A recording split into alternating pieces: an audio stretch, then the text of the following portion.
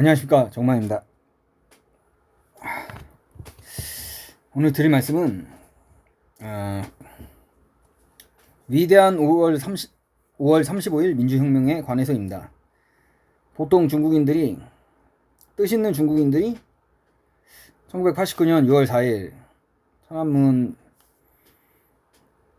민주화 운동을 5월 35일이라 칭하기도 합니다. 중국 공산당 당국이 6월 4일을 이제 탄압을 하니까 우회적으로 5월 35일이라고 뜻 있는 중국인들은 유사 사건을 칭하고 있습니다. 제가 고등학교 때 본 홍콩 영화가 하나 있습니다. 성황기병 사탄.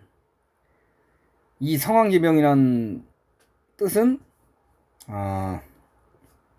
그러니까 옛날 홍콩이 영국령이었을 당시에 중국 대륙에서 불법적으로 이민한 사람 중에 힘이 세고 어떤 마크에서 일할 수 있는 어떤 전투 능력을 가진 사람들을 속칭 성황기병이라고 칭했다고 합니다. 이 성황기병 사탄의 얘기는 천안문 사건을 다룬 건데,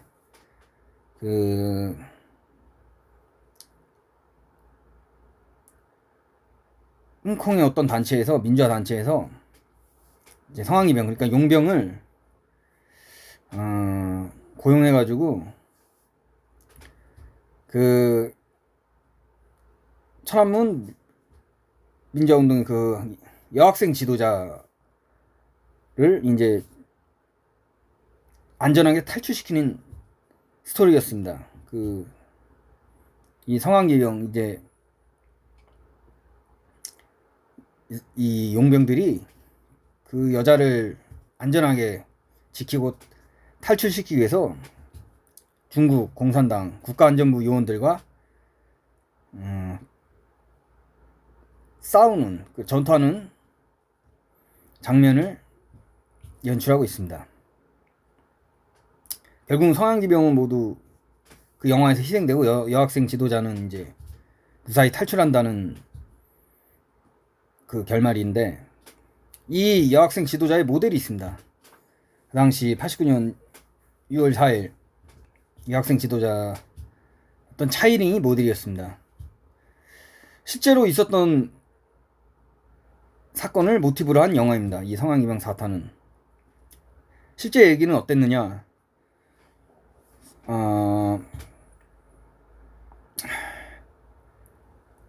이 차이링 여학생 지도자를 홍콩의 기독교 민주화 단체에서 정말 목숨을 걸고 어떤 뜻이 있는 중국인들이랑 연합해서 이 차이링이라는 여학생 지도자를 화물선으로 몰래 숨겨가지고 구해냅니다. 그 다음에 차이링뿐만 아니라 우월카이시라는 그 남학생 지도자도 무사히 탈출시킵니다. 그 당시 홍콩 민주화 단체에서는 이 작전을 카나리아 프로젝트, 죽어가는 새를 살리는 카나리아 작전으로 칭했다 합니다.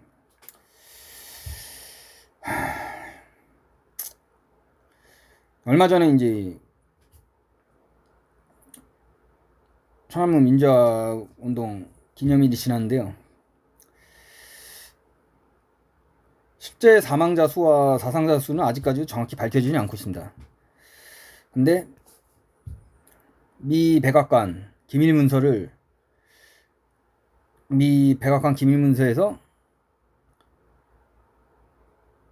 폭로한 바에 따르면 사망자 1만 명, 부상자는 2만 8천에 달했다 합니다.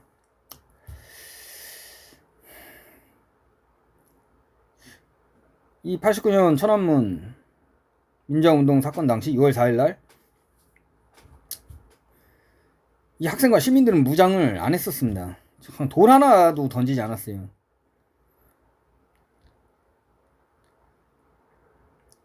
그냥 노래 부르고 시위하고 단식 투쟁하고 이게 전부인데, 이 중국 공산당은 기관총과 탱크 학살로 대답을 했습니다.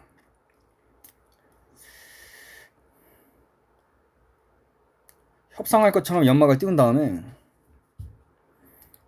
그 베이징 시를 완전히 포위한 상태에서 무차별로 쳐들어가서 대량 학살을 저질렀습니다.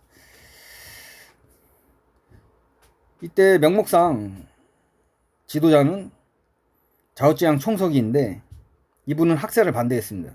계엄령을 반대해서 권력을 아예 잃게 됩니다. 그리고 평생 돌아가실 때까지 자기 집에서 연금 생활을 하십니다. 또 이 당시 베이징 지구 사령관이 있습니다. 시친시행 중장이라고. 베이징 지구 38 집단군 사령관이었던 시친시행 중장은 이 학살을 반대해서 항명죄로, 군 형법상 항명죄로 모든 직위를 박탈당하고 5년 동안 형무소에서 갇히게 됩니다.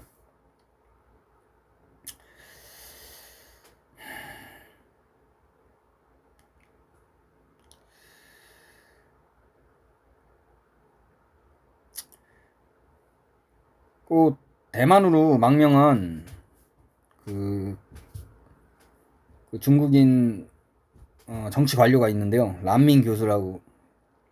이분이 후야오방의 비서였습니다.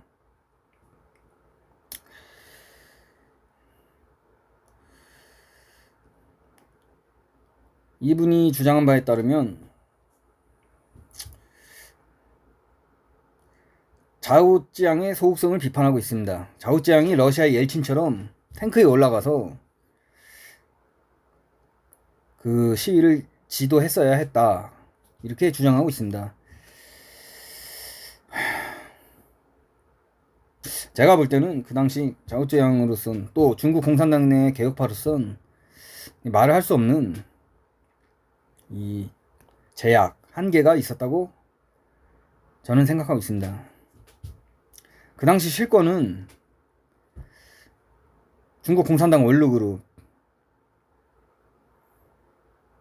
극좌파 보수주의자들이 갖고 있었기 때문에 그 당시 중국 공산당 개혁파로서는 그렇게 입지가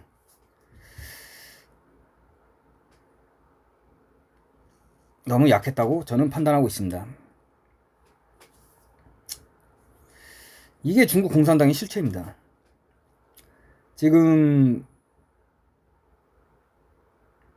30년이 지나고 나서, 천안문 사건이 발생한 지 30년이 지나가서 중국 공산당의 실체가 다시 까발려지고 있는데,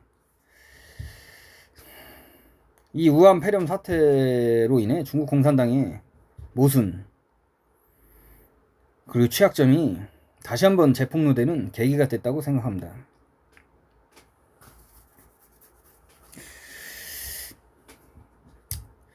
우리 한국도 지금 강남 좌파들이 주도권을 지금 장악하고 있는 판세하에서 북한과 연합해서 연방제 주도에 통일을 한다면 진짜 광화문에서도 천안문 사건과 같은 대학살 비극이 생기지 않으리라고 누가 장담할 수 있겠습니까?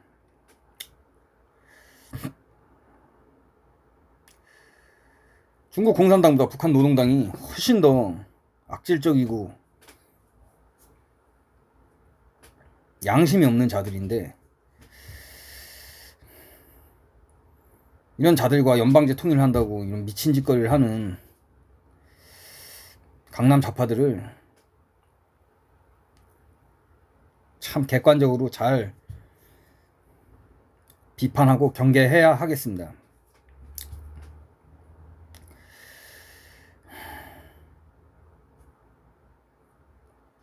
유사 사건 이후 중국 공산당이 그렇게 대량 학살을 저지른 이후에 또 이제 중국인들은 지금까지 숨죽이면서 살아오고 있죠. 솔직히 유사 사건에 대해서 그 사건에 대해 중국 공산당 은폐를 엄격히 했기 때문에 제대로 연구된 바가 없습니다. 그렇게.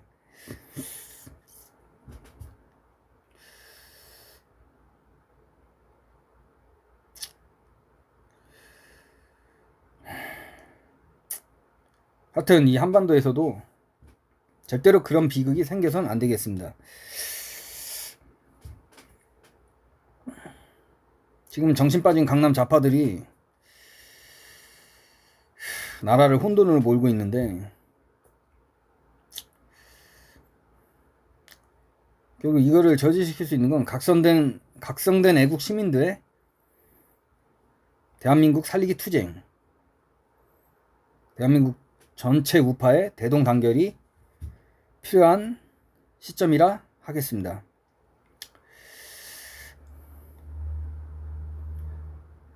지금 박근혜 대통령 재판이 있어서 박근혜 대통령의 직권남용죄, 박근혜 대통령의 모든 혐의가 지금 형법상으로 거의 무죄로 밝혀지고 있습니다.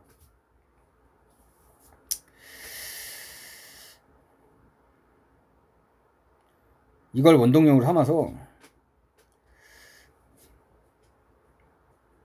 대한민국 애국 민주화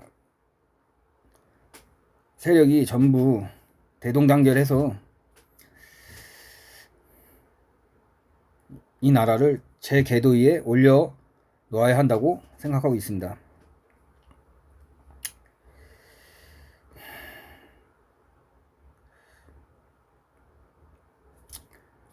충분히 이제 박근혜 대통령 무죄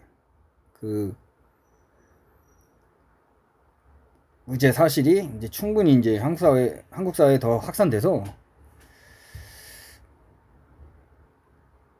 이걸 기회로 다시 애국 민주화 세력들이 뭉친다면 다시 대한민국을 정상으로 만드는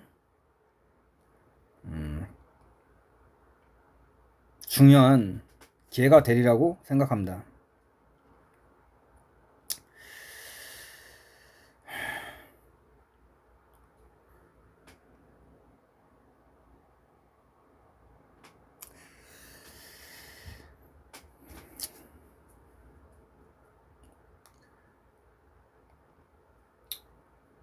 만약 애국 우파 민주화 운동 세력이 뭉치지 못하고 지금같이 질이 멸렬해지고 통합되지 못한다면 정말 우리 대한민국의 미래는 암울하다고 생각합니다.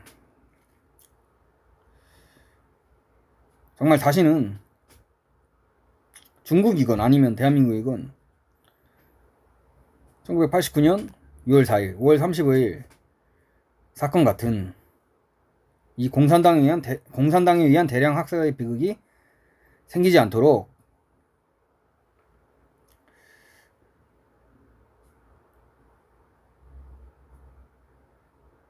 하기 위해선 이 5월 35일 사건을 통해서 공산당의 실체를 제대로 알아야 하겠고 다시는 그런 비극이 생기지 않도록 역사적으로 철저히 각성해야 되리라고 생각합니다.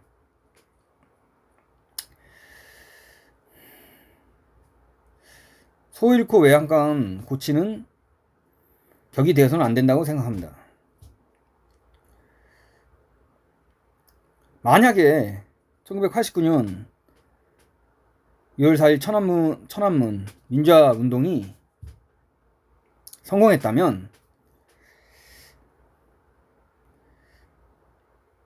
저 지금 북한 노동당 저 말도 안 되는 저 악독한 북한 김정일 체제는 진작에 붕괴될 시대라고 저는 판단하고 있습니다. 참으로 아쉬운 사건이 아닐 수가 없습니다.